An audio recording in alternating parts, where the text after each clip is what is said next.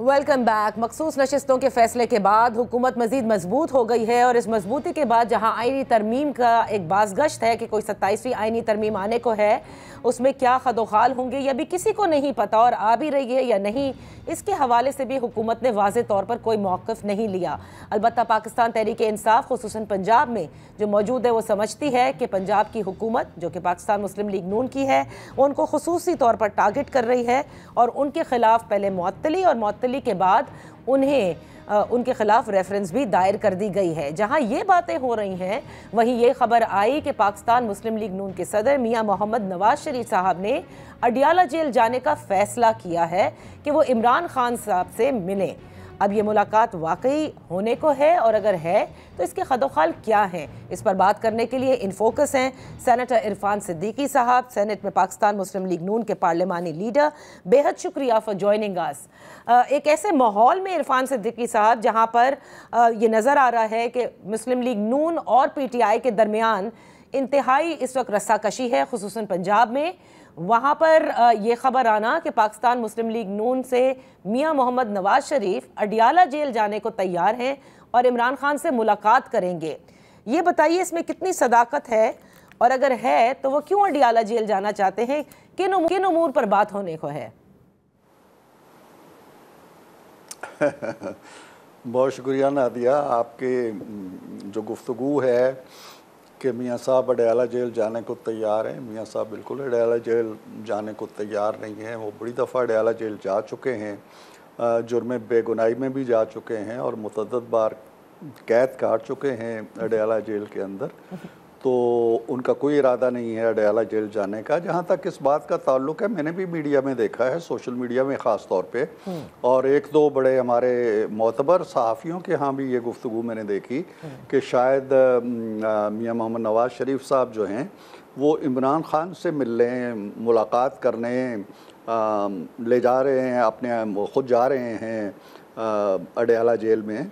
लेकिन उन्होंने ये नहीं बताया कि मियाँ साहब का क्या एजेंडा हो सकता है, वो क्या मांगने जा रहे हैं या क्या देने जा रहे हैं या कौन सा रोल प्ले करने जा रहे हैं, या उनके पास ऐसा क्या है जो खान साहब के काम आ सकता है, या खान साहब से मुलाकात करके ऐसी क्या चीज़ है जो मियाँ नवाज शरीफ के काम आ सकती है। ये सारी कहानी बिल्कुल बेमानी है, लग़्व है, इसमें कोई सब्सटेंस नहीं है। ये उन्हीं सर्कल से, उन्हीं गोशों से आई हुई कहानी है जो PTI के वर्कर्स को, उनके चाहने वालों को कोई ना कोई किसी न किसी तरह की तसल्ली देते रहते हैं। और अब ये एक नया बयानिया तराशा गया है कि खान साहब का माशाअल्लाह कद काठ इतना है कि वो जेल के अंदर पड़े हुए हैं और उनको मनाने के लिए, राज़ी करने के लिए, उन्हें राम करने के लिए नवाज शरीफ की ज़रूरत पड़ गई है। ऐसी कोई बात नहीं है।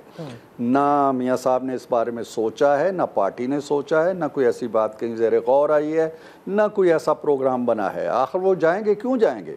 खान साहब के बगैर, वो जो गालिब ने कहा था कि गालिब खस्ता के बगैर कौन से काम बंद हैं, क्या मुल्क चल नहीं रहा है? क्या मुल्क की इकानमी डूब रही है खान साहब के बगैर? क्या मुल्क में खान साहब की वजह से कोई बैरूनी ताल्लुकात हमारे ख़राब हो गए हैं? क्या खान साहब की वजह से हम खुदा न खास्ता भारत के साथ जंग हार गए हैं? खान साहब की कोई रेलेवेंस नहीं है मौजूदा पॉलिटिकल हालात के अंदर। अच्छा, वो अपने किए की सज़ा भुगत रहे हैं, वो किए की सज़ा भुगत रहे हैं और उनके कुछ साथी चाहते हैं कि हुकूमत से मुज़ाकरात किए जाएँ जो कोट लखपत के अंदर बैठे हुए हैं। सही। और उनकी पार्टी कंफ्यूज है इसलिए कि उनका लीडर नहीं चाहता। वो कहता है जी चोरों से क्या बात करनी है, तो डाकुओं से क्या बात करनी है, तो फॉर्म 47 से क्या बात करनी है। तो पहले वो खुद आपस में तय कर लें कि उन्हें करना क्या है, उसके बाद हमारे आए। नवाज शरीफ का क्या लेना देना है इस सारे खेल से? ठीक है, ये तो यानी पाकिस्तान मुस्लिम लीग नून का मौक़िफ़ है कि इस वक्त वो समझते हैं कि इमरान खान की इस निज़ाम में कोई ज़रूरत नहीं है, तमाम तर मामला सही चल रहे हैं। लेकिन ये भी तो हो सकता है कि मियाँ नवाज शरीफ से ये काम करवाना कोई और चाहता हो। नहीं, ये सब आपकी सोच और आपकी फ़िक्र जो है ये उसकी करिश्मा साजियाँ हैं, करिश्मा सामानियाँ हैं। ना कोई और चाहता है, ना मियाँ साहब चाहते हैं। और दूसरी बात, मियाँ साहब का एक कद काठ है। मियाँ साहब एक मुदब्बर शख्सियत हैं, एक बड़ी सियासी जमात के कायद हैं, उन्होंने 3 साल वजारत उज़्मा पे फायज रहे हैं, तो क्या वो किसी के कहने पे चल पड़ेंगे जी कि मैं इमरान खान के पास उसके दर दौलत पे हाज़िर हो जाऊँ? हाँ, जब वो ख़ुद ताकत में थे और ख़ुद बैठे हुए थे, वज़ीर आज़म के ओहदे पे फायज थे, तो वो ख़ुद चल के गए थे। मैं उनके साथ था, चौधरी निसार उनके साथ थे। हमने जाके खान साहब से मुलाकात की थी, मामलात को संभालने के लिए उनके साथ बैठ के अफ़हम व तफ़हीम की ख्वाहिश का इज़हार किया था और बड़ी अच्छी मुलाकात रही थी। तो वो रवादारी का, वज़ादारी का और सियासी तदब्बुर का एक मुज़ाहरा था। आज मियाँ साहब का खान साहब के पास चल के जाना और खान साहब से कोई इल्तिजा करना, मेरे ख्याल में तो ये तसव्वुर से भी बईद चीज़ें हैं, ख्वाब ख्याल से भी बईद चीज़ें हैं। ठीक, तो अब आते हैं इरफान सिद्दीकी साहब, क्योंकि वैसे भी देखिए मखसूस नशिस्तों के बाद हुकूमत की पोजीशन जो है वो ज़ाहिर है मज़ीद मजबूत हुई है पार्लियामेंट के अंदर। अब क्या 27वीं तरमीम का जो कि बड़ी बाज़गश्त है कि आने को है, इसके हवाले से बताइएगा कि वाकई 27वीं तरमीम के ऊपर काम हो रहा है, और अगर हो रहा है तो अब वो कौन सा अनफिनिश्ड एजेंडा है जो 26th अमेंडमेंट में नहीं हो सका? देखिए नादिया, मैं आपको फ्रेंकली बताऊं कि मुझे किसी ऐसी तरमीम का 27वीं का कोई हवाला, कोई तज़किरा किसी जगह से नहीं मिला, न सियासी हलकों के अंदर, न पार्टी के लीडर से मिलते हुए। अभी 2 दिन पहले भी मेरी बड़ी तफसीली मुलाकात वज़ीर आज़म साहब से भी हुई है, कोई इस तरह का रेफरेंस नहीं आया। लेकिन ये कहने के बावजूद जिस तरह 26 तरमीमें हो चुकी हैं, तो 26 कोई ऐसी फिगर नहीं है जहाँ पे आइन रुक जाता है और उसके बाद इजाज़त नहीं देता। 27वीं भी हो सकती है, 28वीं भी हो सकती है ज़रूरत के तहत। लेकिन फ़िलहाल क्या कोई ऐसी तरमीम हो रही है तो उसके कंटेंट्स क्या हैं या क्या हुकूमत करने जा रही है, ऐसी कोई बात कम अज़ कम मेरे इल्म में नहीं। तो क्योंकि बातें तो यहाँ तक हो रही हैं कि इस तरमीम के अंदर बहुत सारे जुडिशल रिफॉर्म्स में जो चीज़ें बाकी थी शायद वो कराई जाएँ, और दूसरा कि सदर के जो ओहदा है उसको भी शायद मज़ीद ताकतवर बनाने के बारे में सोचा जा रहा है। जी हाँ, बस वो मैंने जवाब दे दिया है आपकी बात का कि अगर ऐसा है जो आप की क्या सराई है या अंदाज़ा है, या हो सकता है आपके सोर्सेज मुझसे ज़्यादा तवाना हों और मजबूत हों, तो मैं उनकी तरदीद नहीं कर रहा, लेकिन मैं अपनी मालूमात आपको बता रहा हूँ कि मेरे इल्म में कम अज़ कम नहीं है। और मेरा वास्ता और ताल्लुक़ आला लीडरशिप से भी रहता है जिसमें ये इशारा आया हो कि जी ये तरमीम करनी है और इसके लिए फ़ज़ा बनाई जाए या ज़मीन हमवार की जाए, या कोई कमेटी बनी हो जी कि इस तरमीम के क्या खदोखाल होने चाहिए, ऐसी कोई चीज़ नहीं। ठीक। वैसे आजकल के निज़ाम में जो क्रिटिसिज्म है सियासतदानों और पार्लियामेंटेरियंस को तो बाद में ही पता चलता है कि हो क्या रहा है, पहले कहीं और सारी तैयारी होती है और बाद में वो आप लोगों तक लाया जाता है। और हम जब बात यही कर रहे हैं तो ख्वाजा आसिफ को क्यों ना कोट कर दूं, जिन्होंने बरमला एक बार नहीं कई बार ऑन रिकॉर्ड कहा कि यह हाइब्रिड निज़ाम है, और and he went on to say it is working wonders for the people of Pakistan. मैं आपसे ये जानना चाहती हूँ कि आप नवाज शरीफ साहब के बड़े करीबी साथी हैं, और मैं वो नहीं भूल सकती जो कॉलम्स आपने लिखे कि जिस वक्त वो वजारत उज़्मा में थे और उनकी जो वजारत उज़्मा में उस वक्त के चीफ ऑफ आर्मी स्टाफ का जो दबाव रहता था या एस्टैब्लिशमेंट के साथ जो रस्साकशी थी, वो सब आपने बयान की है। ऐसा क्या हुआ कि अब हाइब्रिड निज़ाम तक आ चुकी है बात, और पाकिस्तान मुस्लिम लीग नून खुश भी है इससे? देखिए, ये एक ऐसा सवाल है जो मेरा ख्याल है बड़ा तफसीली जवाब मांगता है, और उस जवाब के अंदर भी फिर आपके ज़िमनी सवालात भी मांगता है। मामला ये है कि अगर उस हाइब्रिड निज़ाम का और इस हाइब्रिड निज़ाम का आप ख़ुद मुझे बीच में लाए बग़ैर या किसी PTI के सिंपैथाइज़र को बीच में लाए बग़ैर ख़ुद तज्ज़िया करें कि एक निज़ाम ऐसा है, वो हाइब्रिड है, लेकिन उसके टारगेट्स ये हैं कि किसको जेल में डालना है, किस पे हमने कौन सा केस बनाना है, किसकी हमने ज़मानत नहीं होने देनी है, किसके घर जज को भेजना है कि जी तुम ये फ़ैसला करो वरना हमारी मेहनत ज़ाया हो जाएगी, किसके ख़िलाफ़ कौन सी कंस्पायरेसीज़ करनी है, किस तरह दोस्तों को, दोस्त ममालिक को नाराज़ करना है, किस तरह सऊदी अरब को छोड़ के एक और नया ब्लॉक हमने तश्कील देना है इंडोनेशिया और पता नहीं किसके साथ मिल के। अगर तो ये हाइब्रिड निज़ाम है, और उस वक्त के ISI चीफ को इसलिए धक्का दे दिया जाता है कि तुमने हमारी करप्शन के बारे में जिक्र क्यों किया, वो एक हाइब्रिड निज़ाम था। आज के हाइब्रिड निज़ाम के अंदर ये चीज़ नहीं है। आज के खदोखाल जो हैं वो मुख्तलिफ है। मैं ख्वाजा साहब की बात को आगे बढ़ा रहा हूँ कि हाइब्रिड होते हुए भी इस निज़ाम ने आपके सामने मुख्तसर अरसे के अंदर कुछ नताइज रखे हैं। आपका लीडर जो जेल में है, जिसके बारे में आप कहते हैं जी कि नवाज शरीफ उसके पास चल के जाए, उसने कहा IMF को एक से ज़्यादा बार खतूत लिखे कि मत पैसा दो इनको। वो ठीक हो गया, मामला हमारा पैकेज चल निकला। उसने फिर समुद्र पार पाकिस्तानियों को खतूत लिखे और एक अपील की कि पैसे नहीं भेजने, वो दोगुने हो गए, हम 40 अरब डॉलर को पहुँचने वाले हैं। तो इसलिए मैं कहता हूँ कि ये निज़ाम और बैरून मुल्क हमारे कद काट में कितना इजाफा हुआ। हमने पहली एक जंग लड़ी जो मुख्तसर तरीन जंग है इस हाइब्रिड निज़ाम के अंदर, और वो मुख्तसर तरीन जंग ऐसी है जिसमें वाज़े फ़तह आपको हासिल हुई। ये वाज़े फ़तह न 65 की जंग में मिली, 71 की जंग तो आप हार गए थे। सही। तो इसलिए इकानमी ठीक हो रही है, आपके रास्ते ठीक हो रही हैं, और इस हाइब्रिड निज़ाम का जो मरकज़ी नुक्ता है वो पाकिस्तान की तरक्की है, पाकिस्तान की फलाह है, पाकिस्तान को आगे बढ़ाना है। सेनेटर साहब आप सर एक मिनट, एक तो आपने वाज़े तौर पर आपने बिल्कुल दुरुस्त किया कि ये आपने बता दिया कि हाँ ये हाइब्रिड निज़ाम है, बस अब आप फ़र्क बता रहे हैं कि पिछले हाइब्रिड निज़ाम में और इस हाइब्रिड निज़ाम में क्या फ़र्क है।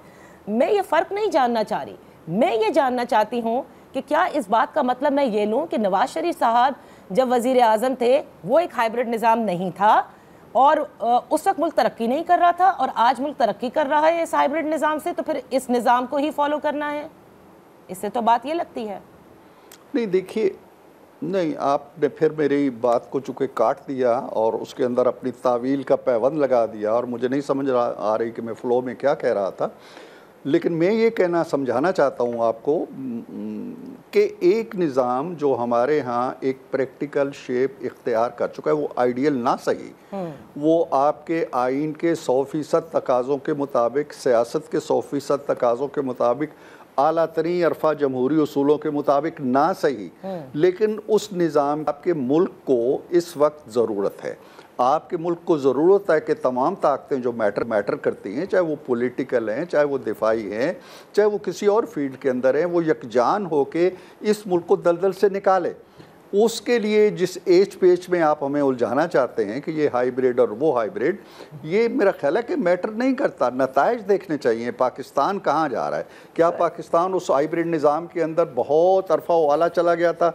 आज अब आपकी जो एक्सचेंज है वो चली जाती है 1.5 लाख के करीब चली जाती है। तो बस the end result is what is working।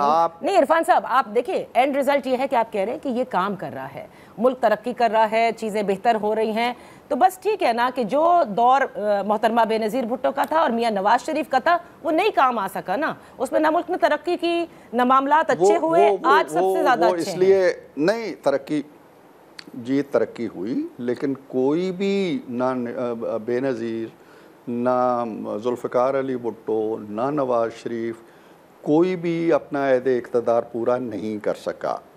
उसकी वजूहात भी यही थी कि हमारे अंदर जो सियासत और ताकतवर इदारों के दरमियान एक तवाज़ुन रहना चाहिए, या एक कुर्बत रहनी चाहिए, या एक इश्तराके अमल रहना चाहिए, या इश्तराके हदफ रहना चाहिए, वो नहीं था, जो हमारे यहाँ एक ज़मीनी हकीकत है। आज आप लोगों ने इसको हाइब्रिड का नाम दे दिया है और हम इसको इस्तेमाल कर रहे हैं, लेकिन इस हाइब्रिड के नीचे जाके अगर आप देखें तो तशरीह सिर्फ इतनी है कि तमाम इदारे जो हैं वो पाकिस्तानियत की बुनियाद पर और पाकिस्तान को मईशत के हवाले से, सियासत के हवाले से, दिफा के हवाले से एक आगे के मकाम पे ले जाने के लिए मुतहिद हैं। अब आप उसको एक ताने के तौर पर या तंज के तौर पर या गाली के तौर पर हाइब्रिड कहना या उस पर जोर देना चाहते हैं तो वो आपकी मर्जी है। ये अच्छी बात है कि जो आपके वक्त की इस्टेब्लिशमेंट सेम पेज पर हो वो तरक्की कराती है, जो आपके मुखालफिन के दौरे हुकूमत में सेम पेज पर हो वो तबाही मचाती है।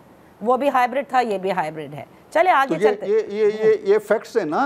नहीं आगे नहीं चलते, पहले इसको वाजे करते हैं। आगे इसलिए नहीं चलते कि आप बताइए ना कि हमने किस पे एफिड रेन का केस बना के रातों रात उसको जेल में डाला है। सर इद्दत का केस किसने बनाया? इसी तरह बहुत सारे केसेस हम भी बता सकते हैं। इस निजाम में भी हुए हैं ये केसेस। एक केस बताएं, एक केस। नहीं नादिया, आप यहाँ रुक के मुझे एक केस कोट कराएं, सिर्फ एक, जस्ट वन। सर इद्दत में निकाह का केस क्या था? वो यार, इद्दत का केस ऐसा नहीं था कि हमने रात को किसी को उठा लिया और उसको हथकड़ियाँ लगा के जेल में डाल दिया। केस था, गलत था या सही था, किसी की सोच होगी। मैं तो ये कह रहा हूँ कि जो कार्रवाइयाँ मिल के होती थी, फैज़ हमीद कहता है जी कि इरफान सिद्दीकी को रात को उठा लो, या वज़ीर आज़म कहता है उठा लो, तो उन्हें नहीं पता कि आधी रात को उसको उठा के कड़ी डालनी है, उसको दवाइयाँ नहीं देनी है। एक सिंगल केस बता दो ना इस दौर में, फिर आप कहेंगे कि वो हाइब्रिड और ये हाइब्रिड। सर, नेशनल असेंबली में वो अंधेरे हो गए, वो लोगों को ढूंढा जा रहा है, पार्लियामेंटेरियंस को उठाया जा रहा है, ये सब नहीं हुआ क्या इस निज़ाम में? या बिल्कुल नहीं हुआ, बिल्कुल नहीं हुआ। ये किसी कोई ऐसी चीज़ बताओ ठोस, ये अंधेरे हो गए, अगवा कर लिया गया, किसी की कोई ठोस चीज़ सामने नहीं है। कहानियां हैं, बनती रहती है। अच्छा। मुझे एक ठोस केस बताओ कि हमने चर्च डाल दी, हमने किसी को आधी रात को, चांद रात को अस्पताल में पड़ी हुई जरदारी की बहन को उठाया हो, हमने किसी खातून को, वो बाप को मिलने गई है जेल में, वहाँ से उसे गिरफ्तार किया हो बाप के सामने, किसी पे करारदारी का केस डाला हो, किसी की गाड़ी में चर्च डाली हो, court any case. Alright, okay. So फिर आप बताएं कि क्या फ़र्क है। तो इसका मतलब ठीक है, आप ये समझते हैं कि इस निज़ाम के अंदर सब कुछ इंसाफ के तहत हो रहा है, तो ठीक समझते होंगे। इरफान सिद्दीकी साहब, यहाँ वक्त हुआ एक ब्रेक का। ब्रेक के बाद हम अपनी गुफ्तगू जारी रखेंगे।